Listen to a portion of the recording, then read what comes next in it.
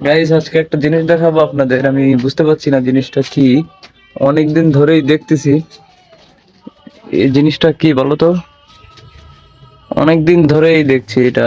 মানে ভেবেছিলাম মনে হয় প্রজাপতি হয়ে যাবে, কিন্তু তাও তো হচ্ছে না। এই যে জিনিসটা কি বলো তো? আবার এদের একটা মানে হাসিয়াত আছে। এই যে দেখো।